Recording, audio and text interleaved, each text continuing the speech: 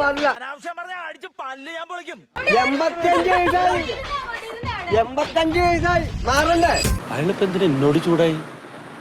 അതിനിപ്പോ ഞാൻ എന്ത് തെറ്റാ ചെയ്ത്? ഏത് പാർട്ടിയാ? ഞാൻ CPM.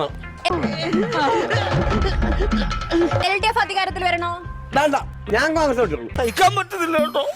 10 മാർക്കിൽ പിണറായി വിജയൻ എത്ര മാർക്ക് കൊടുക്കും? ഞാൻ 1 മാർക്ക് കൊടുക്കില്ല. ഇത്രയും വലിയ ഗതി കെട്ടവൻ ഈ ലോകത്ത് വേറെ ആരെങ്കിലും ഉണ്ടാവും എന്റെ കർത്താവേ.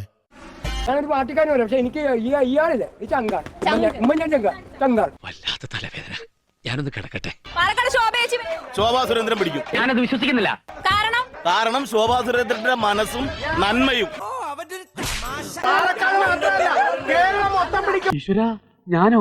BJP ഭരിക്കുന്ന സംസ്ഥാനങ്ങളിലൊക്കെ എന്തെല്ലാം വികസനങ്ങളാ പറയുന്നത്. സമ്മതിച്ചേ? ആണല്ലോ. എനിക്കത് അറിഞ്ഞാ മതി.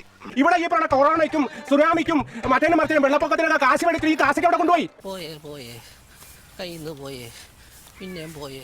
മറ്റു സംസ്ഥാനങ്ങളൊക്കെ ആരോഗ്യ മേഖലയിലും വിദ്യാഭ്യാസ മേഖലയിലും ഒക്കെ നമ്മളാ നമ്പർ 1. ന്യായീകരിച്ച് ഉള്ള ഊർജ്ജങ്ങളല്ല. നമ്പർ 1 എന്ന് പറഞ്ഞ ആള് ഈ പറഞ്ഞ പിണറായിക്ക് എന്തെങ്കിലും അസുഖം എന്തിനാ അമേരിക്ക വെറുതെ കഴിഞ്ഞ ആഴ്ച നടന്ന കാര്യങ്ങൾ പറഞ്ഞ് എന്നെ നാറ്റിക്കരുത്.